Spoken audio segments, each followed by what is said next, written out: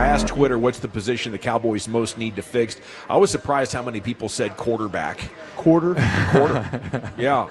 I guess that's just where we are. No, that's where we are. I thought we'd reached a pretty good middle ground with a lot of people. Like, hey, Dak's maybe not a Hall of Famer, but he's not a massive liability, right? That's kind of way. Yeah, but now at least his last season, his play production went down, and we have another injury to add on to it, and his dollar figure went up. So it seems like things are heading in the wrong direction right now. Heck, if he gets hurt again, then I would probably agree, like, hey, it's time to get a new one. But I think at this point, it was injury. It was basically 3 years kind of playing a lot of games, and then another injury. But as you get to the other side of 30, and if his performance isn't great next year, like I've heard this injury that he had is called an avulsion fracture. Mm-hmm. It can have long-term impact on how athletic you are. Yeah. So how could that impact the way that he plays? Maybe, by the end of the season, I would be agreeing with that. But, the Eagles just won with a quarterback who Dak has at least been equal to. Let's take out how good he's going to be in 2025. I can't really be sure on that. But Dak's had a nicer quarterback career than Jalen Hurts. Nick Foles won one. Dak's at least better than Nick Foles, right? Jimmy Garoppolo got to one. This isn't something that Dak's incapable of doing. No. But this version of Dak with a front office that's not going to be aggressive, now you equal not anywhere close to sniffing a Super Bowl. Jalen Hurts needs to have a front office that's willing to influx his team with incredible talent around him to make up for his inefficiencies. And unfortunately, for the entire duration of Dak's career, he has not had a front office willing to do that. Yeah, that's the tough reality. So I would, instead of maybe Dak, I think I would vote front office at that point. Like, front office wouldn't know a championship roster if it hit them in the face. They think they're about as good as the Eagles. Totally, yes, and that's fair. Yeah. So, when I was looking at it, I think I might even posted a picture or something. I don't know. I did a lot of stuff on different Twitter accounts this morning. But in the last 4 seasons, with a good left tackle, you're getting nearly 4-1 touchdown to interception ratio. Without a good left tackle, it crashes to less than 2-1. Touchdown to interception ratio. Tyron Smith playing. Hey, I'm really good. Tyron Smith out. Uh-oh.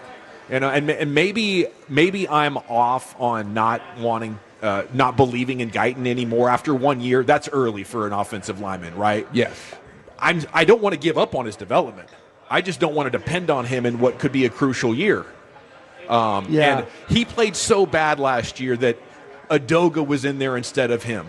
So how am I going to think he's going to make this magical leap in this one-off season to really, really good all of a sudden, which is what you need? Yeah, this is where, because Zach and I were on the draft show this morning with Voch Lombardi. And the question came up, how much is too much when it comes to drafting offensive linemen with the Cowboys? How much is too much? I mean, when you start to talk about taking a guy at 12. Like first-round resources. Yeah, first-round resources. Is that too much? Until you have a great line, I would say you're not done. See, this is where now, and I agree with what you're saying, but I'm also now thinking, okay, wait a minute.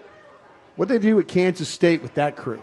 What did they do with Arizona with that crew? Totally. Not blue chippers, not Pro Bowl guys.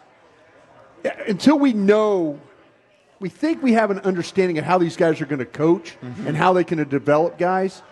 See, this is where my hope is for Guyton, is that, and others, Steele, and whoever plays right guard, BB at center. This is my hope, that these coaches that they have now on staff, who have proven that they can do more with less. Yeah. Maybe we are at the point where I can't add a left tackle at 12. Yes. Or maybe I can't add Booker, Alabama guard at 12. Because I'm thinking like, hey, I brought these coaches in who have done more with less. Let me see if they can do that. Is that a bad idea?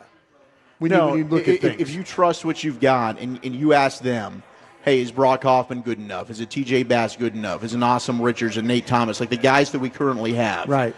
Do you think you can get more out of them and they can start for you? Will Hernandez at Arizona was and maybe that's awful. and maybe that's he was an option awful at as the a Giants. free agent. Yeah. But you are giving up on Tyler Guyton too early.